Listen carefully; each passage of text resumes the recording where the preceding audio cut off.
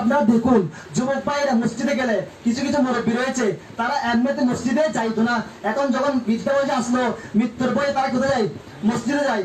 ওরা যাচ্ছে, আমরা তাদের কি জানাই? সাধুবাদ জানাই, মুরব্বী হয়েছে কি হয়েছে। কিন্তু দেখা যাচ্ছে যখন একটা যুবক যখন মসজিদে গেল, সে অজু করার সময় একটা ভুল করলো। কি করলো? ভুল করলো। ওই মুরব্বীরা তখন বাহাদুর হয়ে গেল, সে বলতে লাগলে এই বাচ্চা তোমার অজু হয় নাই, যাও আবার হাত ধুয়ে আসো। বলে না এরকম?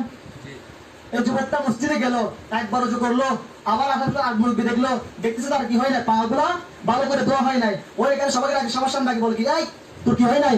অজু হয় নাই। আবার সে গেল। এরকম করতে করতে যুবকদের কি হয়ে যায়? লজ্জার মধ্যে বেড়ে কারা? ওই মুরব্বীগুলা আজকে এগুলোর বলে যুবকের মসজিদে যায় না, বলে যে ওখানে গেলে কি হয়? লজ্জা দেওয়া হয়। কি দেওয়া হয়? এগুলো খাদের দোষ। এগুলো আমরা যারা মুসলমান দাবি করি আমাদের দোষ। আপনি মুরব্বী হতে পারেন, আপনি মুরব্বী হতে পারেন, মসজিদে গেছেন, ঠিক আছে, আপনার কাছে অনুরোধ হচ্ছে, একটা যে ভুল করছে, ঠিক আছে, ভুল তো হবে, ভুল কাদের হবে? মানুষের ভুল হবে।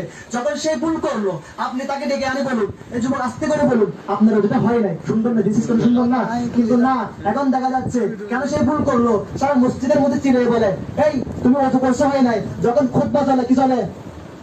খুতবা চলে, একটা আওয়াজ দেন, সামনে চলে যাও, সামনে চলে আসো, সামনে চলে আসো।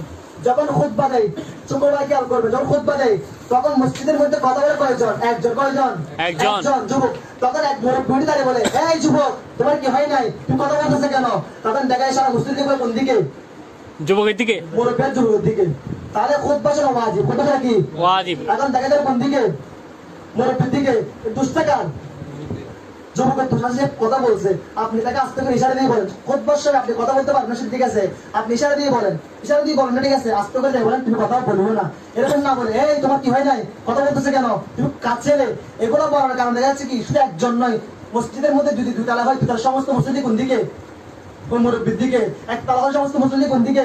মুরব্বীর দিকে। তিনতলা হয় সমস্ত কোন দিকে? মুরব্বীর দিকে। তাহলে দুষ্টাকার মুরব্বীর। কেন? আপনি হচ্ছে, আপনি জানার মানুষ, আপনি বোঝার মানুষ, আপনি তাকে আস্তে করে দিয়ে বলুন, এভাবে কি বলিও না, তুমি এভাবে কি কথা বলিও না, আস্তে আস্তে বলো, সুন্দর করে বুঝিয়ে দাও। যদি যুবকদের আজকে যদি কোনো বাচ্চা যদি মসজিদে যায়, আমরা কি করি?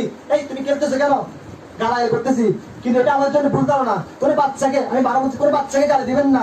বাচ্চা যদি মসজিদে যায়, সে দুষ্টিমি করতে থাকবে, দুষ্টিমি করতে করতে দেখবে সে কি একজন নামাজ পড়তেছে, আজকে গেছে, 2 দিন গেছে, 4 দিন গেছে, 5 দিন গেছে, যাইতে যাইতে সে একসময় দেখবে তার মধ্যে কি আসবে, মসজিদের মধ্যে কি আসবে, টান আসবে।